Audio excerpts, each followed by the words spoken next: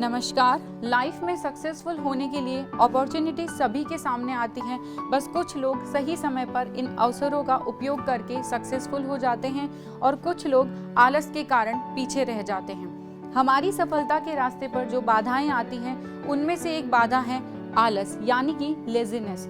आलस हर व्यक्ति का बहुत बड़ा दुश्मन है, चाहे कोई बड़ा व्यक्ति हो या कोई स्टूडेंट हो। आलस से एक स्टूडेंट की पढ़ाई पर बहुत ज़्यादा इफेक्ट पड़ता है। आलस से केवल पढ़ाई का नुकसान ही नहीं होता, बल्कि इससे शारीरिक और मानसिक परेशानी भी होती है। आलस की वजह से हम अपने गोल पर फोकस नहीं कर पाते हैं। कहने का मतलब है इस आलस से हमें बहुत नुकसान होता है। आलस की वजह से हमारे काम पूरे नहीं होते हैं और काम पूरे नहीं होने की वजह से हमें टेंशन बढ़ने लगती है और इस चिंता का असर हमारे काम पर और हमारे स्वास्थ्य दोनों पर पड़ता है। जो भी हो, सफलता पाने के लिए एक्टिव होकर काम करना बहुत ज़रूरी है और एक्टिव होकर काम करने के लिए ये जानना बहुत ज़रूरी है कि इस आलस को कैसे भगाया जाए। और आलस को भगाने के लिए पहले ये जानना ज़रूरी है कि आलसी होने के कारण क्या क्या हैं। एग्जाम्पल के लिए, यदि आपकी थिंकिंग नेगेटिव है, अगर आप प्रॉपर नींद नहीं लेते हैं और ज़्यादा नींद लेते हैं, यदि आप ज़रूरत से ज़्यादा खाना खा लेते हैं या प्रॉपर टाइम पर खाना नहीं खाते हैं, अगर आपकी लाइफस्टाइल अस्त व्यस्त है, कहने का मतलब है जब कुछ भी काम करने का कोई फिक्स टाइम ना हो, अगर छोटे छोटे काम को बहुत बड़ा समझते हैं, अगर आप अपनी हेल्थ पर ध्यान नहीं देते हैं, तो आलस आपकी लाइफ का एक अहम हिस्सा बन ही जाएगा। वैसे हर आलसी इंसान को पता होता है कि उसे आलस आता है, लेकिन फिर भी ये इम्पॉर्टेंट है कि हम लेजीनेस को पहचानें कैसे। अगर आप हर काम को टालने की कोशिश करते हैं तो समझ जाइए कि आप आलसी हैं। यदि पढ़ते समय या काम के समय आपको नींद आती है तो आप समझ जाइए कि आप आलसी हैं। हर समय थकान और सुस्ती होना, यदि आपको हर काम मुश्किल लगता हो और यदि आप मानसिक तनाव फील करते हैं तो संभल जाइए, आप आलसी होने की कगार पर खड़े हैं। अब इम्पॉर्टेंट ये है कि इस आदत से बचा कैसे जाए, तो कुछ टिप्स को अपनाकर आप अपनी लाइफ से आलस को छूमंतर कर सकते हैं। सबसे इम्पॉर्टेंट 6 से 7 घंटे की नींद लें, इससे हम फ्रेश रहेंगे और इससे हमें थकान महसूस नहीं होगी। हेल्दी और अच्छी डाइट लें, क्योंकि अच्छी डाइट का हमारी एक्टिवनेस पर बहुत ज़्यादा इफेक्ट पड़ता है।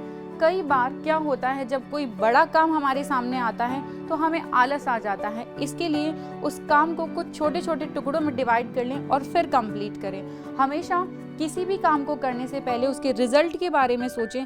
किसी भी काम का पॉजिटिव रिजल्ट हमें उस काम को करने के लिए प्रेरणा देता है। आलस को भगाने के लिए सेल्फ मोटिवेशनल डायलॉग्स आप अपनी डेली लाइफ में यूज़ कर सकते हैं। For example, I am a working person, I am active person and I am energetic person. ये शब्द हमें सेल्फ मोटिवेशन देते हैं। आलस को भगाने के लिए इंस्पिरेशनल बुक्स पढ़ सकते हैं, कोई मोटिवेशनल वीडियो सुन सकते हैं, मोटिवेशनल स्पीच सुन सकते हैं। हर व्यक्ति की ज़िंदगी में कोई ना कोई गोल ज़रूर होता है, तो जब भी आपको आलस आए अपने गोल को याद करें और उसे पाने के लिए कोशिश करना शुरू कर दें।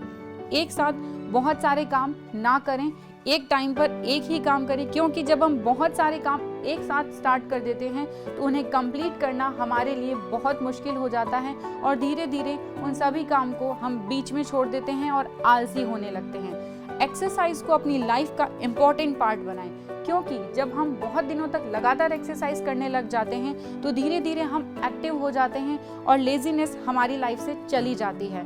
किसी भी काम को कल पर टालना छोड़ दें। कल पर काम टालने से ये हमारी धीरे धीरे आदत बन जाता है। जब भी आपको लगे कि किसी काम को करने में आलस फील हो रहा है तो हमेशा अपने माता पिता के बारे में सोचें कि किस तरीके से वो पूरे दिन बिना रुके सिर्फ हमारे लिए मेहनत करते हैं। रात को सोने से पहले अपने टास्क सेट करके सोएं कि कल सुबह मुझे कौन कौन से काम करने हैं।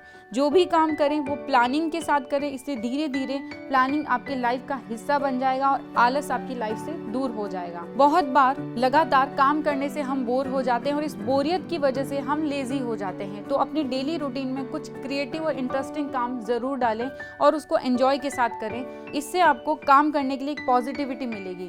जाते जाते बस इतना ही कहना चाहूँगी, आलस्य की बीमारी का कोई तो इलाज होना चाहिए। इसके लिए हर व्यक्ति को स्वयं जिम्मेदार होना चाहिए। धन्यवाद।